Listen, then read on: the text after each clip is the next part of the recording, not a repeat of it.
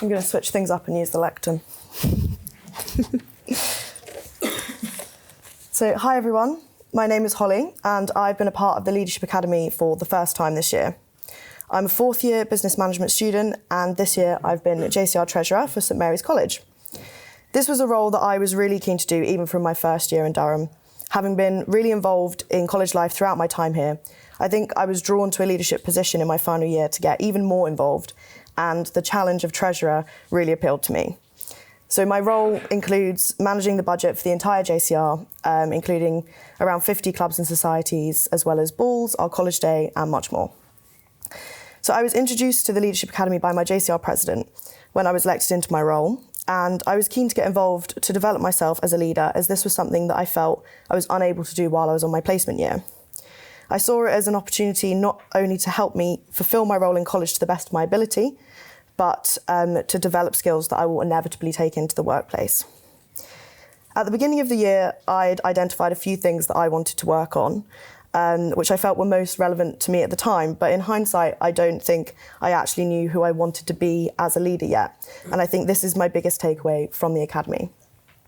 So I'm going to talk a little bit about my kind of personal learnings rather than necessarily events. So throughout my life, I have been told that by those older than me, parents, teachers, colleagues, that I'm a natural leader, which I've come to realise is quite a daunting label to be given. And I think what they meant by this was that I'm someone who thrives on responsibility, which I definitely agree with. But I've come to realise that that doesn't necessarily make you a good leader by having this label, and it doesn't necessarily mean that you've developed a leadership style yet either. So throughout my time as Treasurer this year, I've faced a number of challenges, from negotiating budgets with students, navigating fair distribution of funds, managing a heavy workload along with finishing my degree, and also dealing with the inevitable criticism that comes with having to make some tough decisions. So my workload this year was something that I definitely battled with, as I'm someone who often struggles to give up control. And coming out of a placement year where I'd been given a lot of responsibility, but with a small team to support me, I'd sort of developed the attitude of, if you want something done, just do it yourself. But this year I've come to realise that that's not actually a healthy mindset to have. And this mainly came from my experience of Pete Rigg, where we worked on team building. And I came away from the weekend with the realisation that if I want to be an effective leader and I want to run an effective team, I need to delegate and learn to trust that my team will support me. So while doing some of the activities at Pete Rigg, I was lucky enough to have an extremely supportive team. And they helped me to achieve goals that I definitely wouldn't have been able to achieve by myself. And perhaps this might seem silly to some, but in our groups we were tasked with climbing a 10-foot vertical wall. And having successfully climbed a tree, completed a zip line, been through a small cave, very well led, by the way, I was really, really nervous to climb up this wall. So I was considering sitting out of this activity, which was the only one that I was considering sitting out of.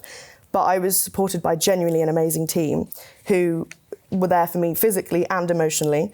And everyone came together to make sure that I was not left behind. And so while my independence is something that I'm proud of, this made me understand that it doesn't have to mean that I have to do everything by myself. And in short, this specific wall showed me that the importance of a team being united by a leader. This is something that has completely changed my mindset this year for the better and has allowed me to empower my assistant treasurer to have much more responsibility than they would have usually had. So the biggest benefit of the Academy for me this year has definitely been my mentor. My mentor, Alistair, has been incredible, as he's been a sounding board for issues I've faced as treasurer and has often encouraged me to look at things from a different perspective.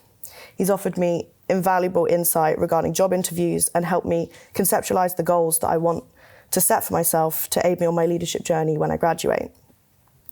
So I would highly recommend applying to be part of the Leadership Academy to anyone, because I think it would provide you with valuable insights into many topics, such as negotiation, communication skills, that would really help anyone on their leadership journey.